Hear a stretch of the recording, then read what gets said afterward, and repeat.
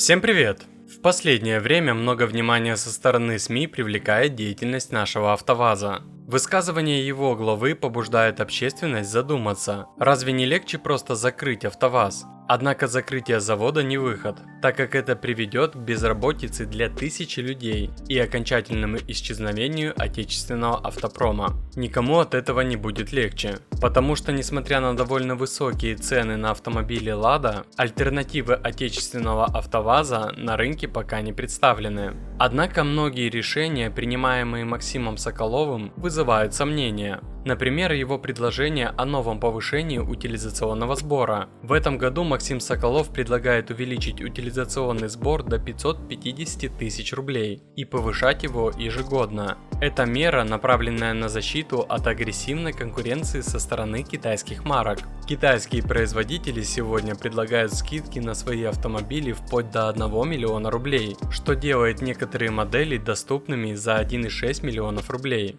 что находится в ценовой категории АвтоВАЗа, где стартуют, например, Лада Веста. Ранее у АвтоВАЗа была модель Веста, которая была хорошим, высокомаржинальным и технологичным продуктом. Однако сейчас клиенты отходят от Весты и переходят в сегмент автомобилей стоимостью от 1,5 до 2 миллионов рублей. Такая ситуация не устраивает АвтоВАЗа, поскольку завод не имеет конкурентоспособного продукта, который мог бы соперничать с китайскими автомобилями. Надежность Весты снизилась, поскольку многие владельцы жалуются на проблемы с электроникой, а оснащение остается довольно скромным по сравнению с китайскими моделями, при этом цена остается высокой. Да, сейчас ситуация на рынке очень непростая, но все-таки есть варианты, как приобрести выгодно машину. Смотрите, к примеру, есть скидки на машины в 50, 100 и 200 тысяч рублей, и многие об этом даже не знают. А вот если вы зайдете на Автоспот, то сможете хорошенько сэкономить. Тут собраны все предложения на автомобили от официальных дилеров, причем указываются и скидки. Пользуйтесь бесплатным ресурсом, пока есть такие хорошие предложения.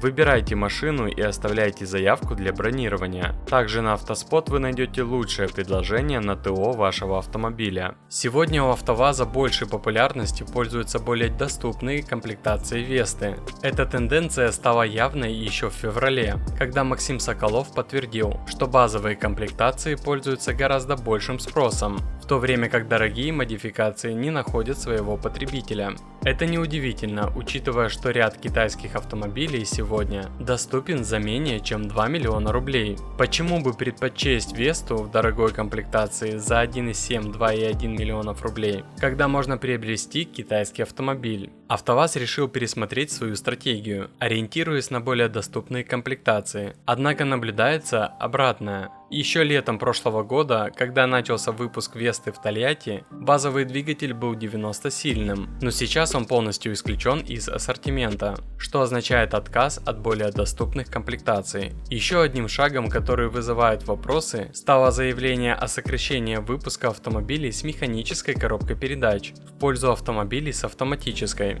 В текущем году 80% Лада Весты будет построена с механической коробкой и только 20% с автоматической. Однако уже к следующему году эти цифры сравняются, что может привести к дополнительному повышению цен. И еще более сомнительным решением станет быстрое прекращение производства Лады Гранты в пользу новой модели Лады Искры. За 2 года Искра полностью должна заменить Гранту. Стартовая цена Искры составит 1 миллион рублей, что далеко не является доступной для большинства. Но и какой автомобиль сегодня доступен по демократической цене? Гранта за 800 тысяч в базовой комплектации также не считается дешевым. Тем не менее, люди покупают ее несмотря на цену, потому что альтернативы пока не представлены. То же самое будет и с Искрой, когда она выйдет на рынок, а Гранту снимут с производства. Потребители все равно будут ее покупать, даже если ее цена составит 1,2 миллиона рублей. Возможно, таким образом наш завод пытается компенсировать свои потери из-за конкуренции с китайцами? Пишите свое мнение в комментариях.